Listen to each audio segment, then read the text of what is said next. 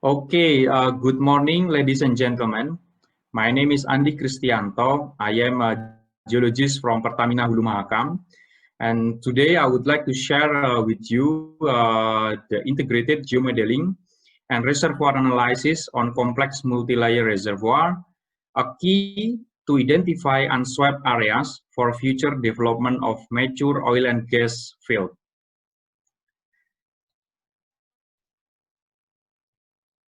So my talk is divided into 5. Well, I would start with the introduction and then the data availability. And after that, I will talk about geomodel and reservoir synthesis methodology. And then I will share our value creation, and I will end up with the conclusion. So I will start with the Bekapai field.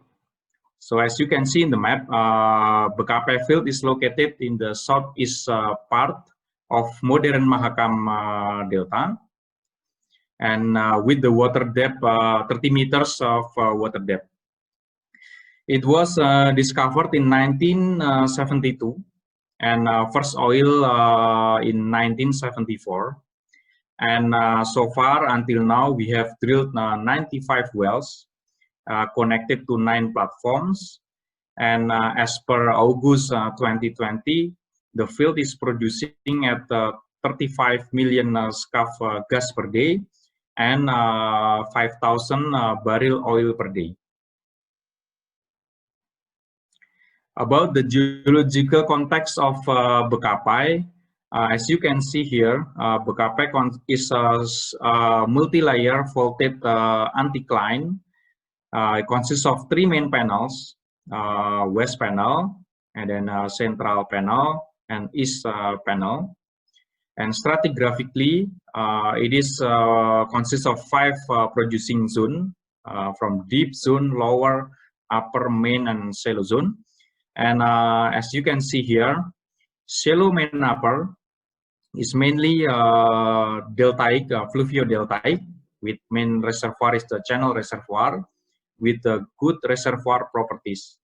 Whereas the lower and deep zone, it is mainly the delta front environment, where you can find Modbars reservoir with fair reservoir properties. In terms of driving mechanism, in shallow main upper, it is supported by strong aquifer and cascade expansion. And then in the deep and lower zone, it is a depletion drive. That was the geological context of Bekapai, and now I'm going to talk about field development history. So I will start starting 1971 until 1994. There were 73 wells have been drilled as initial development, and main target was oil in the main zone, and some wells targeting oil in the lower zone. After some years of production, the water rise in main zone because this driving mechanism is aquifer supported. In 2007, we have proposed phase 1 redevelopment. It was 9 wells, targeting remaining oil in main zone, and also oil in lower zone. And after years of production, again in main zone, the water rise. And after that, in starting 2013, 10 wells have been proposed as phase 2 redevelopment, targeting some remaining oil in main zone and gas in shallow main, also gas in lower deep zone. Okay, that was the field development history, and now I'm going to talk about subsurface study. back to 1971 until 1993, we don't have 3D seismic. So there was only 2D seismic, and we work deterministically from well correlation to build the map and propose the development. And after that, in 1994, there were the first 3D seismic acquisition, try to find the remaining potential in Becapai field. And in 1999, there was an evaluation, and based on the data at the time, the current knowledge at the time, it was concluded that there is no remaining potential in Becapai. So there was no additional project. But in 2002, we tried to reprocess the seismic. It was a PSTM, the 3D, the first reprocessing. And then with the technology, we try to build the 3D model. And then we try to start integrate dynamic data in this model. And then based on this study, we propose phase 1 redevelopment in 2007. And then 9 wells have been drilled after, and also in 2010, there were second reprocessing, and the technology we were using was PSDM reprocessing. And then based on the result of phase 1 wells, also the static dynamic iteration, we try to propose phase 2 development in starting 2013. And also in 2012, we had an opportunity to have a 3D OBC, oceanic bottom cable, the new 3D seismic, in order to solve the problem of gas cloud. And based on that, we built the new geomodel. It is the full field model, integrating the new OBC data, integrating the result of some wells in phase 2, and then integrating the static and dynamic iteration. And the $10,000 question is, what will be the next? And where is the potential? And do we have any future remaining in this field? So we're gonna see. Okay. And what's new in the new geomodel? Of course, we had the new data. The PVT data was acquired in 2015. We have the OBC 2013 seismic, and this OBC data we can see later on. It opened the opportunity in the central panel development. And then also in terms of stratigraphic, we modified the fairway, channel fairway, because most of the reservoir are below seismic resolution. So the channel fairway is interpreted deterministically. And then also we try to revisit fluid status in order to solve the inconsistency between Egypt, STOIIP, and production data. We look back the old data because the fluid was interpreted with the current knowledge or the old knowledge at the time. We revisit. And then also we introduced the new methodology in terms of net pay modeling. It's called pay to gross modeling, because we see from the postmortem, well, postmortem in lower and deep zone especially, the old model was optimistic. Okay, and now I'm going to talk about the geomodel workflow. So I would like to start with the structural model. So Becapai consists of double truncation fault. That's why it makes classical corner point grading didn't work in this field. So with the new technology called volume-based model, we built the structural model. And after that, we continue with the well interpretation. We review the facies, we interpret the porosity in sand, and also net to gross. And then we update the sedimentological model based on phase 2 postmortem. In terms of modeling, the facies model, we use sequential indicator simulation constrained with facies or channel fairway. In terms of petrophysics, for net to gross porosity, we use a sequential Gaussian simulation, also constrained by the facies. So we try to integrate geology into the petrophysical model. And finally, we model the water saturation as a function of porosity. Then we integrate the new PVT data to get the static or hydrocarbon in place. It's not the end, because in the mature field we have the production data. So we try to make a lot of iteration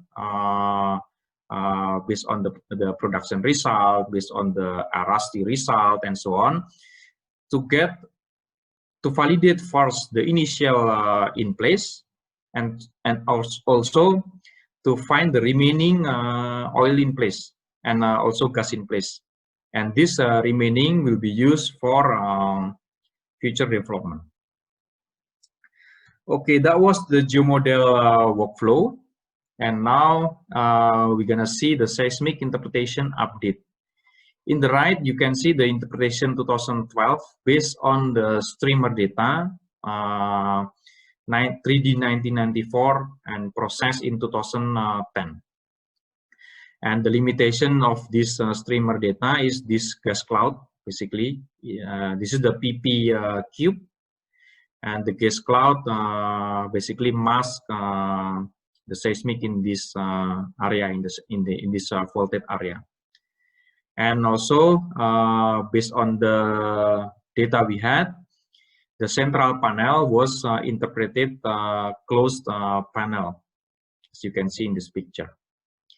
And then, if we compare in interpretation 2015, it was based on the OBC 2012 acquisition, and we have two data, PP and PS. And what you see here is the PS data, and the PS data is not sensitive to fluid, so you can see the structural framework clearly from the PS data. So the new interpretation, as you can see here, of the west fault, separating the west panel and central panel is different, and this is open the opportunity of central panel, especially in the northern area here.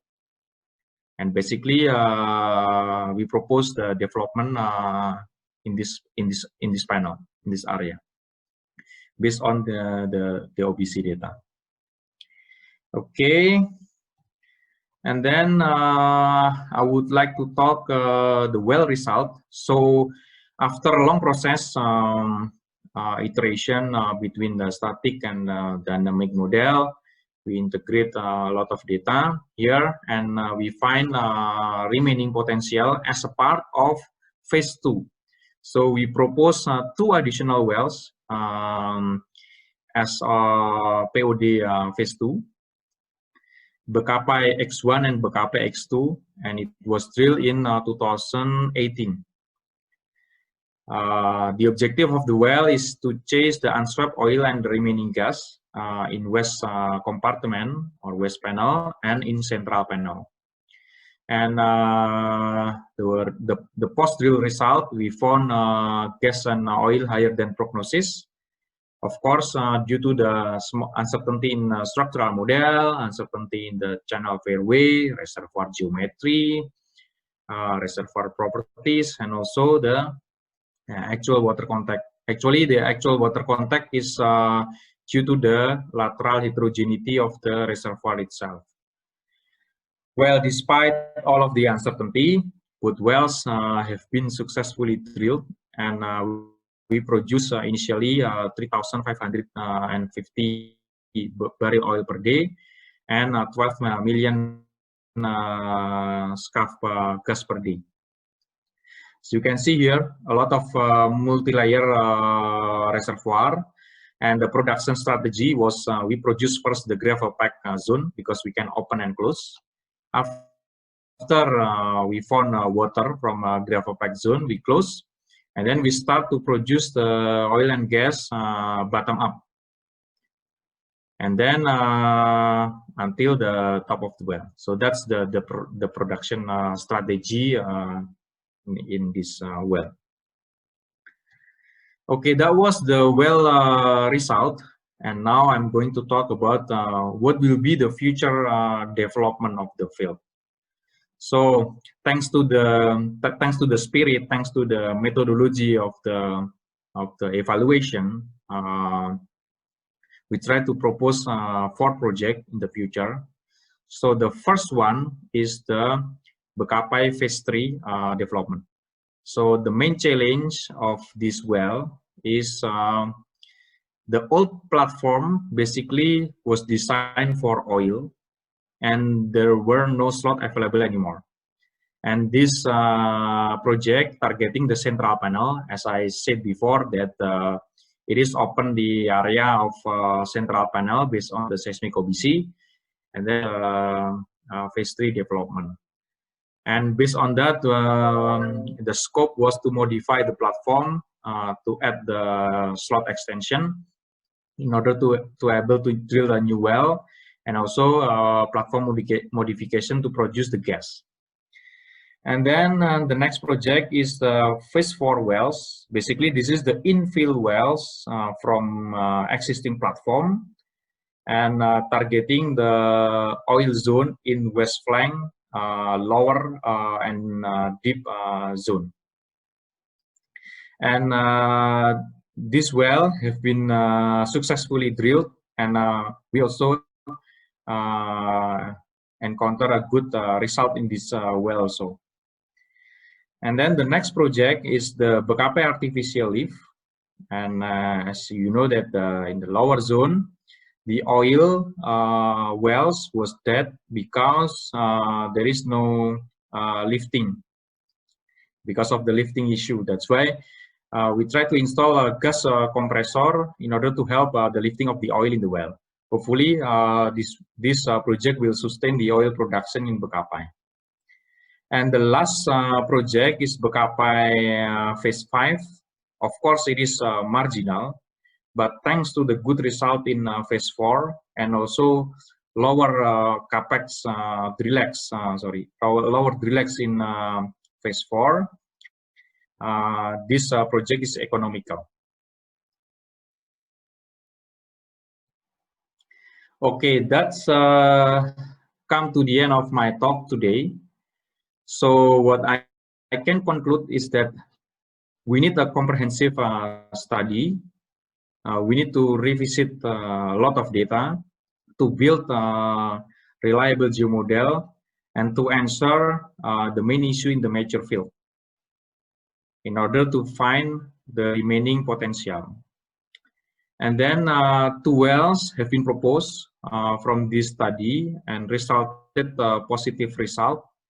And this is also give us confidence that the static dynamic evaluation in the project, especially in the mature field, and then also we re-challenge all interpretation, we re-challenge what was done before with the new information. It led us to find remaining hydrocarbon potential. And the last, after 45 years of production, the field is still promising in the future. Some development projects were planned and chasing the remaining hydrocarbon. I would like to thank to Direktorat Jenderal Minyak dan Gas Bumi, Kementerian Energi dan Sumber Daya Mineral, Management of Pertamina Hulu Mahakam, and also my colleague in Geoscience and Reservoir team of Bekapai. And thank you so much. I hope despite the time limitation, of course, this sharing give you motivation to integrate all of the data to find the remaining potential in the mature field. Thank you, and I'm ready to answer the question.